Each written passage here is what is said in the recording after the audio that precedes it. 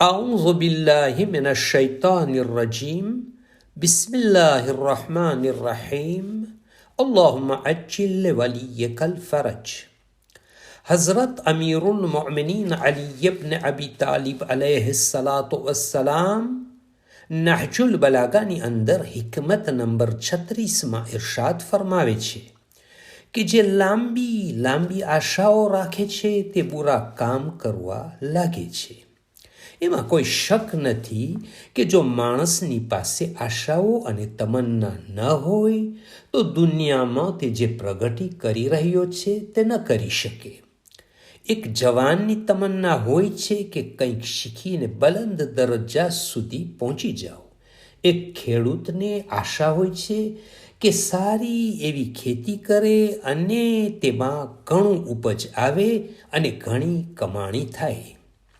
આ બધી વસ્તુઓથી ખાસ જાણ થાય છે કે ઇન્સાનને જીવવા માટે તમન્ના અને આશાઓનું હોવું જરૂરી છે. અને હદીસમાં પ્યારા નબી હઝરત મુહમ્મદ મુસ્તફા સલ્લલ્લાહુ અલૈહિ વસલ્લમ ફરમાવે છે કે તમન્ના અને આશા રાખવી રહેમત છે. જો ઇન્સાન આશા નહીં રાખે તો કોઈ પણ માં પોતાના બાળકને દૂધ પણ ન પીવરાવત, કોઈ ખેડૂત ખેતી પણ ન કરત. હવે સવાલ એ ઉત્પન્ન થાય છે કે આ નુરાની હદીસમાં કઈ તમન્ના અને આશાઓની વાત થઈ રહી છે કે જે થકી ઇન્સાન ગુનાહોના કામ કરવા લાગે છે, જ્યારે કે પ્યારા નબી સલ્લલ્લાહુ અલૈહિ વસલ્લમ આશાને રહેમત કહે છે. તો જે આશા અને તમન્નાઓ બંદાને હદથી વધારે કામો તરફ દોડવા માટે મશગુલ કરી દે, જેના પછી તે દરેક વસ્તુને ભૂલી અને પોતાની ઈચ્છા પૂરી કરવા રાત અને દિવસ મહેનત કરવા લાગે છે અને આખેરતને પોતે ભૂલાવી દે છે, અથવા પોતાની તમન્ના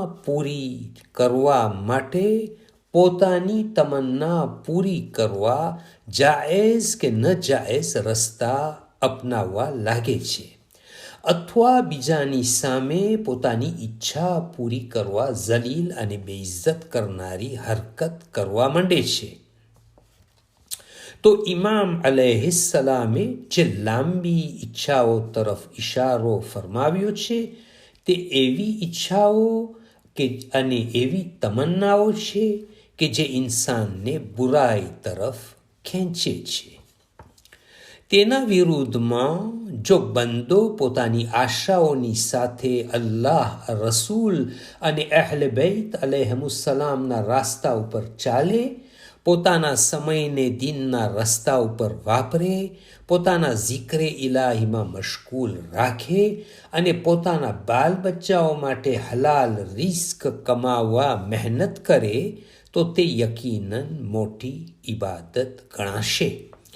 હદીસે કુદસીમાં અલ્લાહ સુબ્હાનહુ વ તઆલા જનાબે મૂસા અલૈહિસ્સલામથી ફરમાવે છે, અય મૂસા, તમારી તમન્નાઓને દુનિયામાં લાંબી ન રાખો, કેમ કે તેનાથી પથ્થર દિલ સખત દિલ થવાય છે, અને જે માણસ સખત દિલવાળો હશે તે મારાથી દૂર થઈ જશે. આ હદીસ ઉસુલે કાફી નંબર 2 પેજ નંબર 229ની અંદર છે.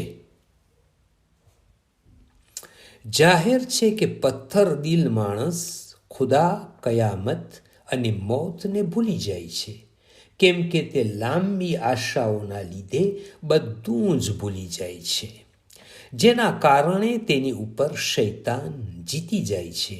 અને જ્યારે શૈતાન ઇન્સાન ઉપર હાવી થઈ જાય છે તો આ ઇન્સાનના દરેક કામ શૈતાનની મરજી મુજબ હોય છે. તે શૈતાનનો ચેલો બની જાય છે અને અલ્લાહના રસ્તાથી દૂર હટી જાય છે. જેટલી ઓછી ઈચ્છા હોય છે તેટલો જ ખુદાથી વધુ નજદીક થઈ શકાશે.